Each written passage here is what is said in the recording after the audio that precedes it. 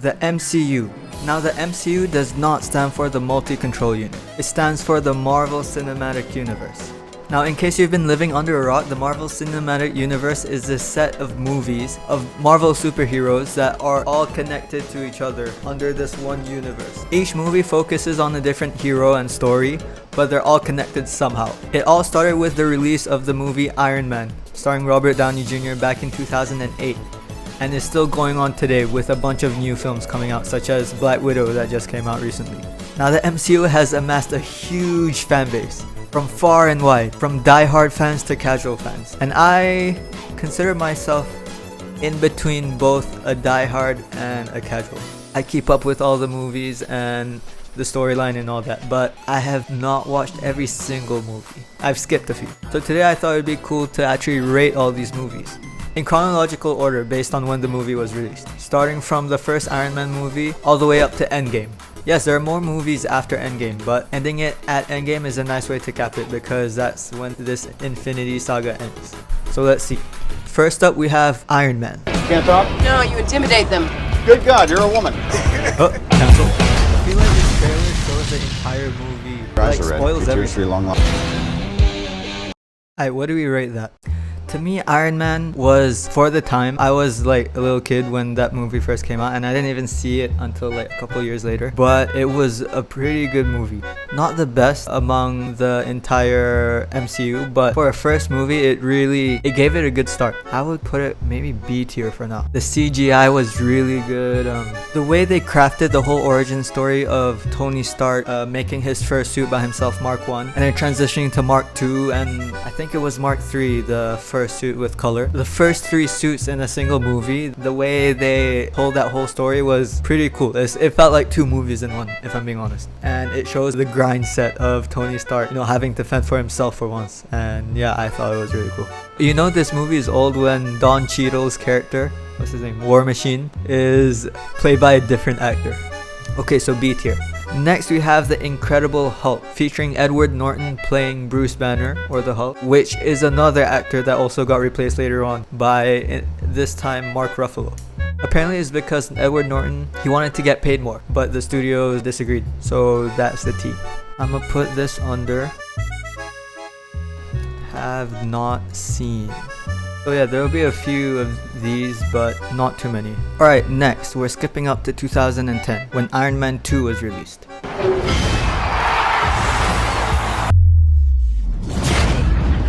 Yeah, I remember this movie. So Iron Man 2 was the first movie that a huge character was introduced, Black Widow. And other important things happened, such as moving into, I think it was Mark 5, the main suit in this movie. Yeah, if I'm being honest, I don't remember that much about this movie. Mainly because I remember not enjoying it that much, if I'm being honest. I don't know if that's a hot take or not, but I might put this in Okay, to be fair, the standard of Marvel movies is pretty high. So even me putting it at a D tier doesn't mean that it was a bad movie. It was just not their best in my opinion. It was a good movie, good action, but it wasn't as interesting. So what do we have next? Thor, the first Thor. Have not seen. I don't know, I'm not that big a fan of Thor in terms of his standalone movies. He works great in the Avengers and all that. Ragnarok was a really good movie, but I'll get into that later. But in terms of Thor, the first Thor movie I watched was the second Thor, and it did not compel me to watch the first Thor. Yeah, I'm gonna just leave it at that. Captain America, the first Avenger. Rogers, Steven. Oh, look at him. That actually looks so real. Sorry, son. Especially from CGI from 10 years ago. And that's how you become a champ. Yes, I vaguely remember this movie. I've seen this movie multiple times, at least 2 or 3 times. And yeah, I quite liked it from what I remember. I really liked how it was set in World War II, capturing the origin story in a time that, is not today. And I have to say, the CGI of Chris Evans' pre-serum was very, very realistic. I don't know how they pulled that off, especially in 2011 when other CGI in other movies couldn't compare. But I think I would put this on par with the first Iron Man. It doesn't stand out to me, but it was still a good movie and worth rewatching. Oh, now we have the first Avengers.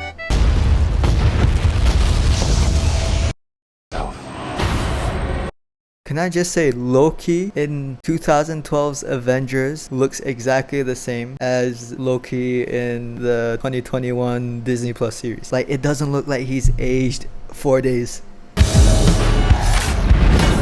Now, The Avengers was, I believe, the first Marvel movie I saw. So I did not receive the same hype as some other OG fans did when, they saw all these different heroes cross over for the first time. But it did capture my interest into the MCU. I'm like, each of these heroes have, well, not each, but like a couple of these heroes have their own movies.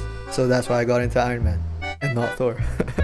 But the fact that this movie was so cool at the time, and still is today, it was able to capture my interest. And for that, I would probably put this at least an A. I remember it was the biggest movie at the time, and yeah, nothing could stop it. But what's next? Iron Man 3. Okay, so I have a hot take on this. Wait, let's watch the trailer first.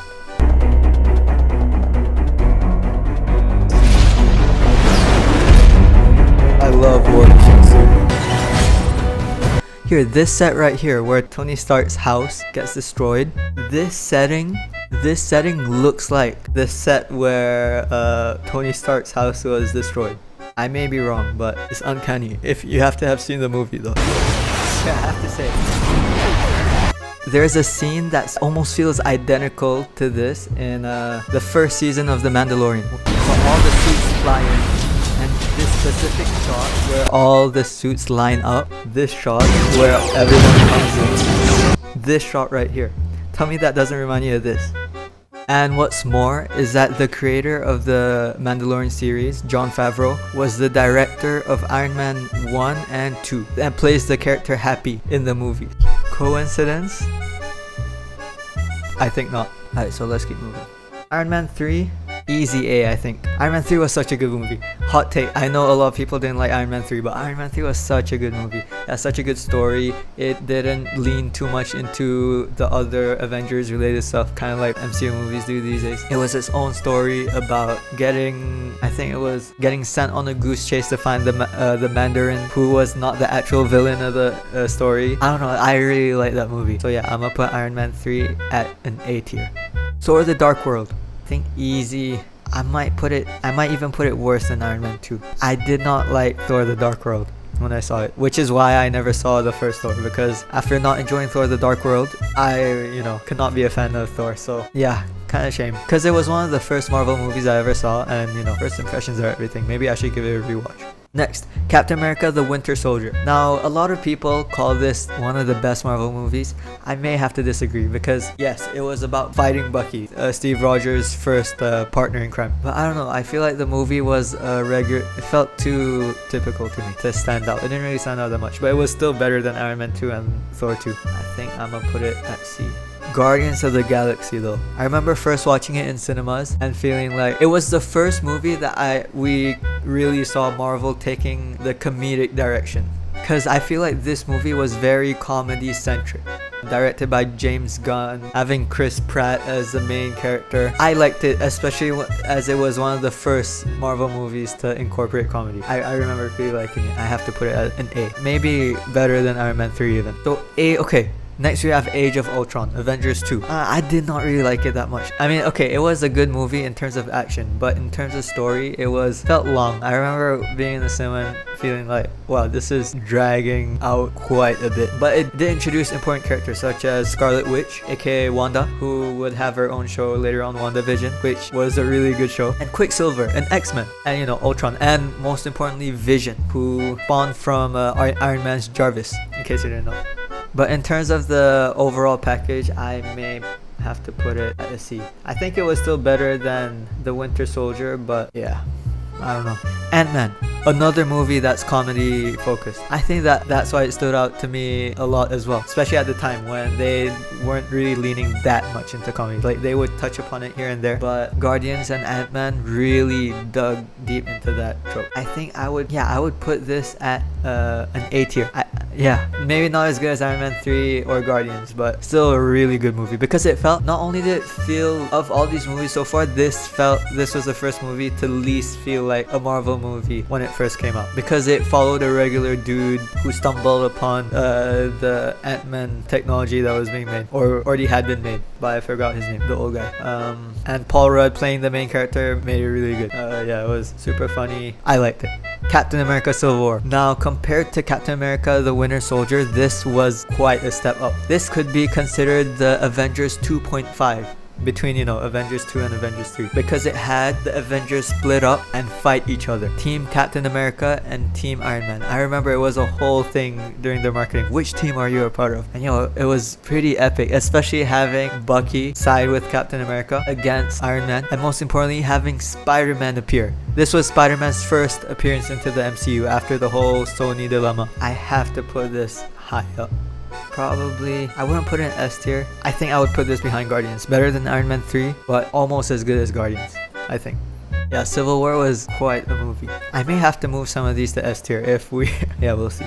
Now, Doctor Strange. Doctor Strange was... I didn't think I would like Doctor Strange, if I'm being honest, before I went to the cinema. I thought it was a la Thor, as in, like, I didn't think I would like it that much. But after going into the movie, it blew my expectations. I don't know, something about incorporating magic aspect into the MCU gave it a different face. And just the whole story about, like, I remember in the end, Doctor Strange looping himself through time to tire out the main villain. I forgot his name, Garamu or something. It was quite a five-head way to go about it. Yeah, Doctor Strange was definitely one of the better movies. I might even put it there. I don't know, Doctor Strange, I feel like it's super underrated because it's a story that also follows a regular person, a doctor who got into an accident. And yeah, I kind of like those kinds of movies. Guardians Volume 2. I did not think that another Guardians movie could top Guardians 1. So I had low expectations for Guardians 2. But it did blow my expectations. Now, looking back, I don't really remember much about this movie, if I'm being honest. But I remember walking out of the cinema, really liking it. But the fact that I don't remember it as much as the first Guardians means that you'd think that you'd remember something you really liked more. So I would have to put it behind the first Guardians, but still in A tier. So maybe at the end of A tier. Spider-Man Homecoming. Good movie. Follows a high school kid. Maybe starts to lean into the comedic meta a bit too much. Like, it wasn't overly funny or anything, but like some of the jokes in there felt too forced. It felt too childish because they're trying to portray Peter Parker as a teen, which in the comics he was, but I think they're trying too hard to do that. It wasn't a bad movie. I liked how Iron Man played a big role in it, but yeah, it was meh for me. Like, it was good. It was better than the other meh movies I put so far, but I'll put it as B tier. I'm noticing that a lot of my B tiers are the origin movies of these characters. So that's an interesting pattern.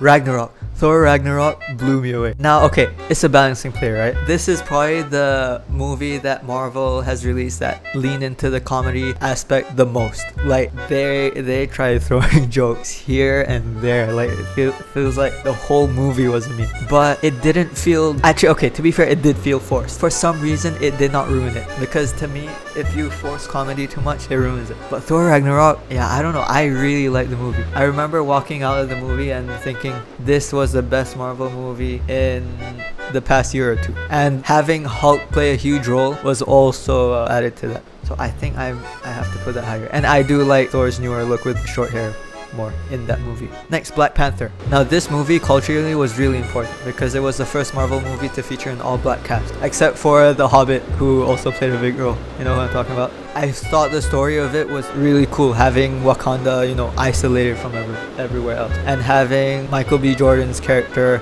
be super douchey towards Black Panther.